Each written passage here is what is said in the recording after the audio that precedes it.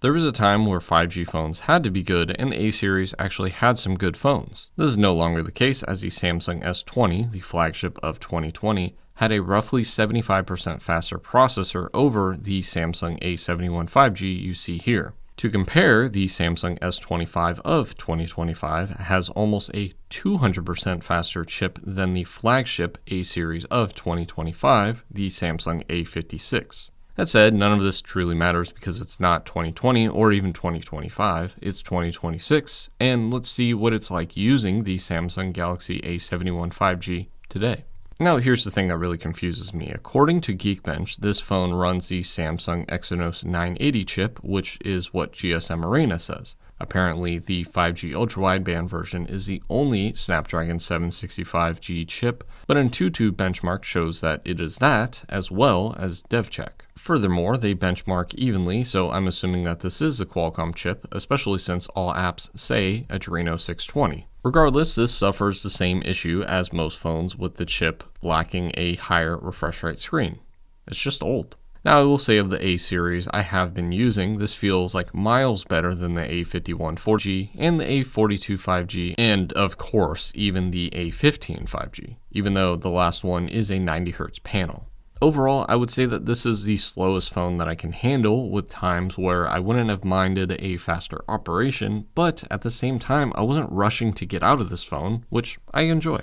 Gaming is decent, but similar to the other A series, don't expect heavy games to run perfectly at high settings. I will say this is a 6.7-inch OLED panel with a decent amount of bezels and chin that's fair for a hard OLED, and an acceptable 1080p resolution at 60 Hz. This is covered by Gorilla Glass 3, which is expected and does scratch. There is a hole punch for the front camera and optical fingerprint scanner, which both work fine for biometrics, but being stuck on Android 13 means auto enter when I type in 4 digits, which is kind of cool. I will say the image is great, but the brightness is okay at around 500 nits in manual mode.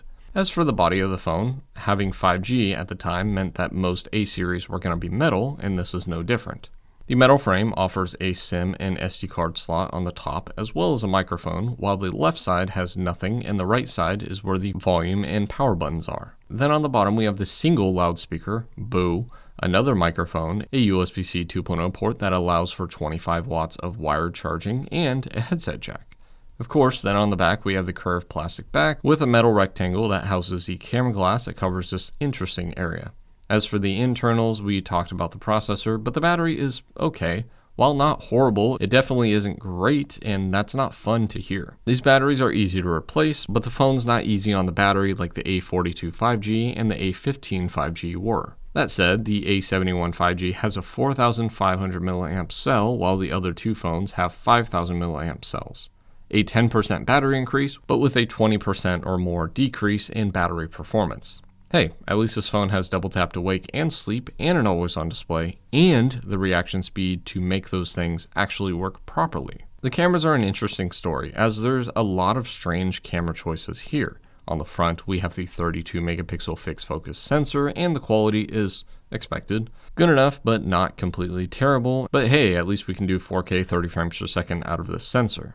Then the rear has two 5 megapixel cameras, being a depth and macro lens, which I've told you and showed you before on other phones that these cameras are bad and simply not needed. Then we have the 12 megapixel ultra wide, which does fine until you crop in and see how blocky the over sharpening and processing in general is. You can film 4K 30 frames per second out of that camera, which is great to see, but Then the last one is the 64 megapixel main camera, which, like the 32 megapixel front camera, the megapixel count generally means trash performance, but this was actually not that bad, looking pretty good even with a small crop, and of course 4K 30 frames per second video. 4K 60 would have been nice, but maybe the camera can't handle it because the processor definitely can. Overall, I would say that the main camera is a great addition to the mid and useless cameras that they put onto this phone. It's nice to see a high megapixel count phone actually have a decent camera, which is not always the case. Clearly, I'm not saying go and rush out and buy this phone. They're still a little bit over $100 US, and at that price, you should just go buy a 1-year newer flagship, the Samsung S21 Plus, for a little bit more money. Same screen, but better, and even has a 64 megapixel camera as well, but it's not the main camera for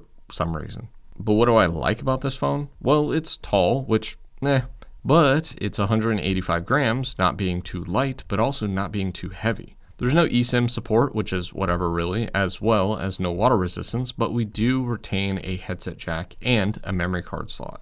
This comes in a few variants, but it's generally 6GB of RAM and 128GB of storage, which the former is probably why it feels smoother than other phones like the A42 5G, at least the US models, as both have 6GB and 8GB RAM options out there, but generally it's 6GB of RAM on the A71 5G. We do get the normal stuff, which is 5G obviously, with ultra-wideband support if you get that one, Wi-Fi 5, and Bluetooth 5.0. Nothing too exciting nowadays, but that's kind of where it ends. The vibrating motor is not on flagship level, but it's close, being night and day difference from any A-series phone that I've mentioned in this video. Being stuck on Android 13 isn't the end of the world, and ironically there's barely any custom ROMs for the 5G version, but the 4G one has Lineage OS 23, which is essentially Android 16, but with the Snapdragon 730 chip, not even the 730G that's found in the Pixel 4a, which none of those are getting better with age. But again, the A71 5G is bordering terrible and good, and I will say that I didn't really feel rushed to move away from this phone like I do when I normally test A-series devices,